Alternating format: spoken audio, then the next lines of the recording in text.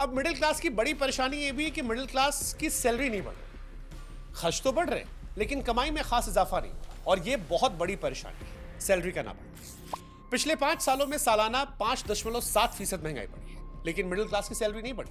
Rating agency India rating and research के अनुसार सरकारी डेटा का विश्लेषण करने के बाद ये पता चला कि महंगाई को एडजस्ट करने के लिए पिछले 5 साल में सैलरी जो है वो सिर्फ 0.01% बढ़ी है। हरियाणा और उत्तर प्रदेश में तो कई विभाग ऐसे हैं जहां सैलरी बढ़ने की जगह घट गई है।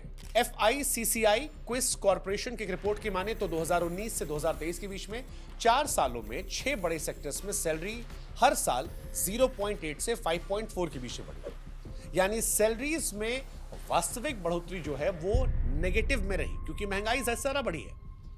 जितनी सैलरी बढ़ी उससे कहीं ज्यादा महंगाई बढ़ने से मिडिल क्लास पर इसकी परेशानी बढ़ती चली गई। भारत की 53% आबादी जो सालाना 5 लाख रुपए से 1 करोड़ रुपए कमाती है उनकी इनकम बढ़ी नहीं रही। उदाहरण के तौर पर साल 2012-13 में भारत में एवरेज इनकम 10.23 लाख रुपए थी जो बहुत ही मामूली बढ़त के साथ 2023-24 तक 10.69 लाख रुपए तक पहुंच पाई।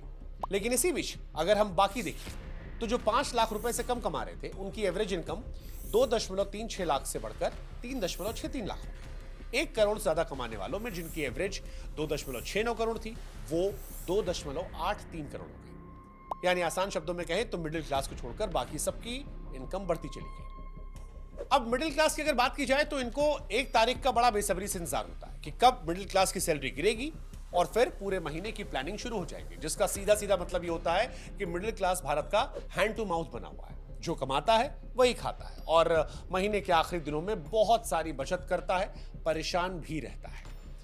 लेकिन मिडिल क्लास सपने देखने वाला क्लास होता है, अपने परिवार के लिए सपने देखता है। सपना घर का, सपना गाड़ी का, सपना बच्चों के अच्छे स्कूल में पढ़ने का, सपना परिवार के लिए लग्जरी जिंदगी देखने का। और इसके लिए कई बार हम कुछ ना कुछ फाइनेंशियल रिस्क भी ले लेते हैं। जैसे एजुकेशन के लिए मिडिल क्लास लोन लेता है, EMI पर घर खरीदता है, कार भी खरीद लेता है।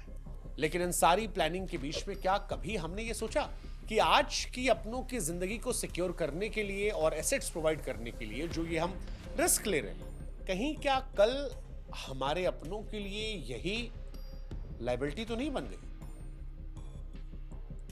देखिए, गंभीर बात कही हमने और ये सवाल बड़ा गंभीर है, लेकिन उससे गंभीर ये आंकड़ा है जो हम आपको बताने वाले हैं। क्यों? आंकड़ा कहता है कि देश में इंश्योरेंस जैसी जरूरी चीज भारत में लोगों के पास नहीं है। EMI खूब है, इंश्योरेंस नहीं है। और समझाते हैं डिटेल में आपको। भारत में सामान्यतः किसी भी परिवार में या अधिकतर परिवारों में परिवार में एक सदस्य ऐसा होता है जो कमाने वाला होता है। परिवार का भविष्य उसी एक व्यक्ति के इर्द गिर्द होता है। लेकिन मान लीजिए गलती से, खुदा ना खास्ता, अगर कल उस व्यक्ति को कुछ हो जाता है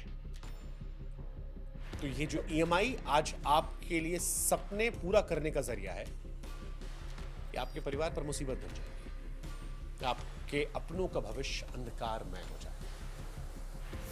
इसीलिए जो समझदार लोग होते हैं वो EMI से पहले इंश्योरेंस की प्लानिंग करते हैं।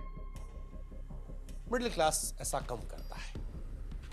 जो समझदार होते हैं वो करते हैं, इसलिए करते हैं ताकि कल को अगर कुछ भी हो जाए तो उनके ना रहने पर उनके परिवार को कम से कम एक फाइनेंशियल सपोर्ट मिल जाएगा। उनके अपनों के साथ कोई समझौता नहीं होगा।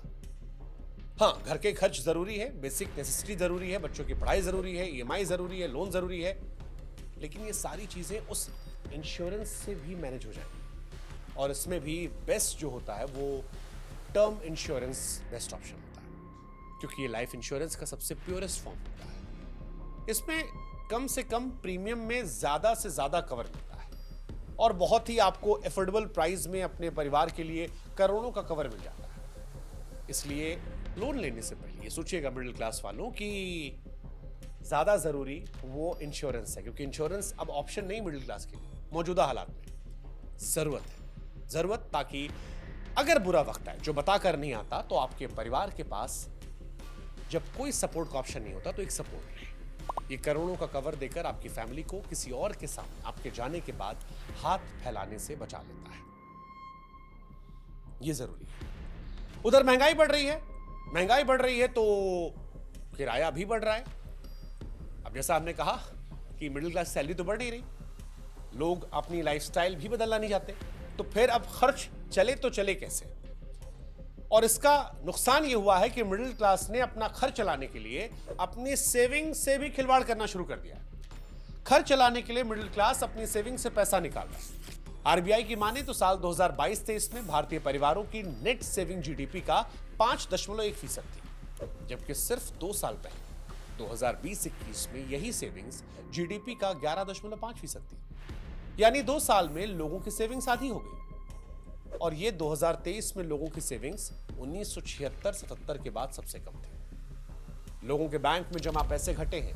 2020 में भारतीय परिवारों के फाइनेंशियल एसेट्स में 56.4 हिस्सा बैंक सेविंग का था, जबकि 2024 में ये घटकर 45.2% रह गया। फिक्स डिपॉजिट, जिसे आप एफडी कहते हैं, जो थोड़ी बहुत सेविंग होती है, उनसे होने वाली कमाई पर भी सरकारें टैक्स लेती है। अच्छा, सेविंग से रिलेटेड एक और बात है जो आपको जाननी चाहिए, वो है मेडिकल इमरजेंसी। अब आप सोचेंगे कि सेविंग की बात करते करते मेडिकल इमरजेंसी की बात अचानक क्यों करने लगे? तो इसकी वजह है आज भारत में लाखों लोगों की सालों की जमा पूंजी मेडिकल इमरजेंसी की वजह से खत्म हो जाती है। मेडिकल एक्सपेंसेस आम इन्फ्लेशन रेट से कहीं ज्यादा रेट से बढ़ते हैं। अगर कोई आम आदमी उदाहरण के तौर पर साल में 2-3 लाख रुपए बचाता है तो 3 साल में 6 लाख रुपए बचा पाएगा। लेकिन अगर परिवार में किसी एक को कोई सीरियस मेडिकल इमरजेंसी हो गई, जिसकी वजह से परिवार के किसी सदस्य को किसी बड़े अस्पताल में भर्ती करवाना पड़ा, तो फिर एक झटके में 15 से 20 लाख रुपए का बिल आ जाएगा, जिससे आपको अपनी सेविंग तो छोड़िए, एफडी तक तोड़वाने की नौबत आ जाएगी। इसीलिए हेल्थ इंश्योरेंस भी लीजिए, नहीं तो अस्पताल गए तो किसी सूरत में परिवार की पूंजी मिडिल क्लास तो नहीं बचा पाएगा। अस्पताल में लाखों रुपए के खर्च भरने की बजाय हेल्थ इंश्योरेंस का प्रीमियम भर लीजिए, जिससे अस्पताल का बिल लाखों करोड़ों का भी आया तो पैसा आपको नहीं देना पड़ेगा, वो इंश्योरेंस कंपनी को देना पड़ेगा।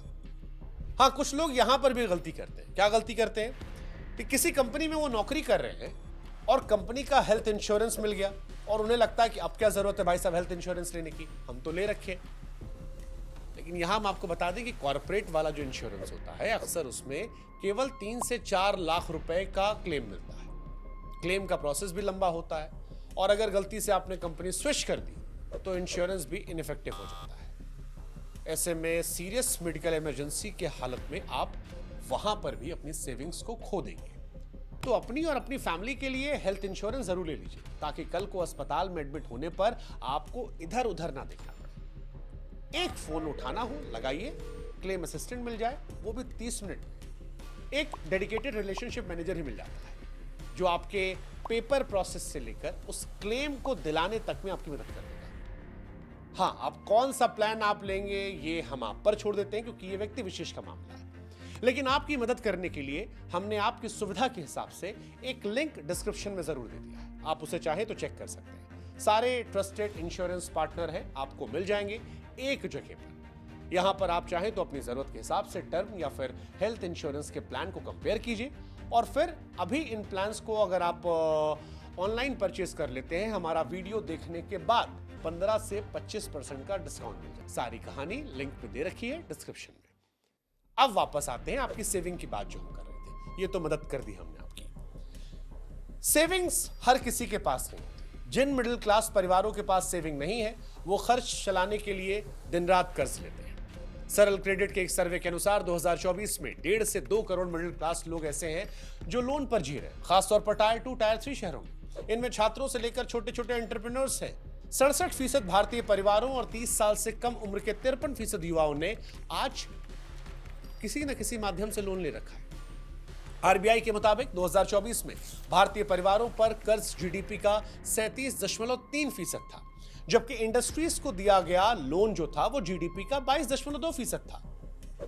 अब यहां पर यह आंकड़ा बताता है कि लोगों ने कंपनियों से ज्यादा कर्ज ले रखा है। Home loan, personal loan, car loan, middle class अलग अलग लोन ले रहा है और इतने सारे लोन ले चुका है कि इसी ईएमआई में उसकी सारी सैलरी चली जाती है, उसके पास कुछ भी नहीं बचता। इन लोन पर लगने वाला ब्याज लगातार बढ़ता है, जिससे ईएमआई पर होने वाला खर्च बढ़ जाता है। कोविड महामारी के पहले होम लोन पर ब्याज 6.5% था, लेकिन अब कहीं पर यह 9.5% है, तो कुछ जगह ऐसी है जहां पर 10% से ऊपर भी लग रहा है। मुंबई की एक पैकेजिंग कंपनी में टेक्नीशियन 54 साल के प्रकाश भासी को 22 लाख रुपए की सालाना कमाई के बाद भी अपना घर चलाने में बड़ी दिक्कत आ रही थी। उन्होंने एक BHK अपार्टमेंट 45,000 रुपए की EMI पर ले रखा था। अपने परिवार को हर महीने 10,000 रुपए भेज रहे थे। पहले घर का खर्च जो है वो आराम से चल रहा था, लेकिन कुछ महीनों में घर का खर्च जो है वो भी बढ़ गया। अब पैसे बचाने के लिए प्रकाश सस्ती और बिना ब्रांड की चीजें खरीदने लगे हैं। और जो कार लेने वाले थे प्रकाश भाई, उसका सपना तो उन्होंने छोड़ ही दिया। कहा यार ये बड़ा मुश्किल है, गाड़ी कैसे चलाएंगे। इसी तरह उत्तर प्रदेश का उदाहरण है। सचिन मिश्रा उत्तर प्रदेश के अयोध्या में राजस्व अधिकारी हैं।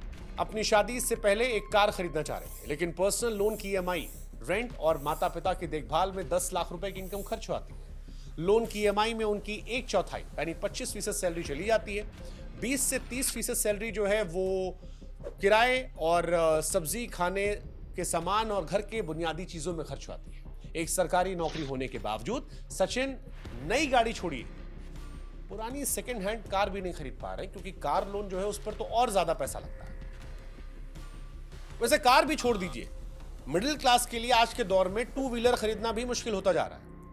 अगर आप मिडिल क्लास है तो आप समझ सकते हैं, नहीं तो हम समझा देते हैं। वजह टैक्स है।